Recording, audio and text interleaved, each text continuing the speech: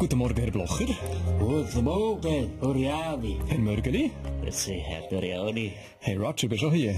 Ja klar, leider, oder? Mangels Alternativen, ne? Ja, das ist so. Zum Glück ist wichtig. Mit dem Fabian Unterdecker. Immer am Freitag, immer live, neu ist die wichtigsten Themen von der Woche durchdiskutiert und egal welche Zeitung das ihr gelesen habt, die Lobbying-Geschichte rund um die FDP-Nationalrätin Christa Markwalder bleibt auch diese Woche in den Schlagzeilen. Obwohl sie ja, das wissen wir unterdessen, gar kein Geld bekommen hat für die Lobbysachen rund um Kasachstan, oder? Nationalrat Christoph Mörgeli. Schauen Sie, die Christa. Leider ja nicht. Regozzi hat all das gemacht, ohne Geld überzukommen. Wir von der SVP fragen uns, was macht sie denn alles, wenn dafür auch noch Geld gezahlt wird, verstehen Sie? Gut, das wäre Spekulation, können wir an dieser Stelle gar nicht behandeln. Christoph Blocher, die kennen ja den Politbetrieb wie keine anderen. Kann man wirklich Vorstöße kaufen im Parlament? Oh, Bumszeug! Eine kleine Interpellation kaufen, nützt doch nichts. Ganze Partei und 2 Zeitungen kaufen. So macht man Politik. Absolut. Trickli gibt's ja überall, auch im Sport. Gäng wieder, wir fragen einen, der das gut kennt, oder unsere Tennislegende Runde, der Heinz Günthardt. Ja, exakt, Roger. Bei dir meint man ja langsam auch, dass du für und nicht gegen den Djokovic spielst. Ja, ist klar, Heinz, oder?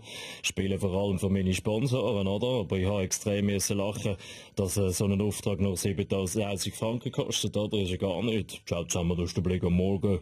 Wie sagt man doch so schön, man beißt nicht in die Hand, die andere wäscht. Absolut. Sonst noch etwas Substanzielles zu diesem Thema? Vielleicht unser Ex-Meister und Bauer, Renzo Blumenthal? Meine Lobes sind Schutten, Bohren, Wursten, das sind meine Lobes. Gut, Angstthema. Morgen am Abend, das grosse Finale vom Eurovision Song Contest, live aus Wien. Wer schaut hier aus der Runde? Nationaltrainer Wladimir Petkovic, vielleicht mal ein Kontrast zum Fußballalltag?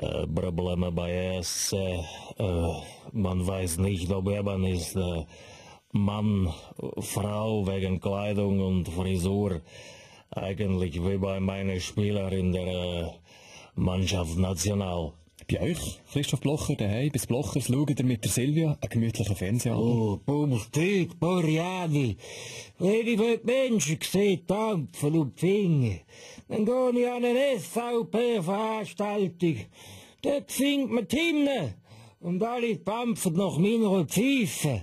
Dann schauen ja die Jungen, oder? Bastian Schiro, gerade junge Erwachsene, schauen ja der ESC nicht wegen der Musik, sondern die ganze Veranstaltung ist ja schlicht Kult. Ja, die Veranstaltung ist die reinste Energieverschwendung. Da lobe ich mir Ausnahmen wie die Conchita Wurst, wo immerhin beim Rasierapparat Strom spart.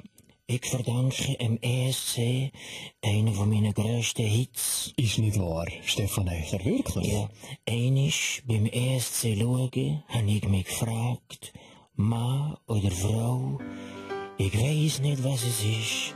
Ich weiss nicht, was es ist.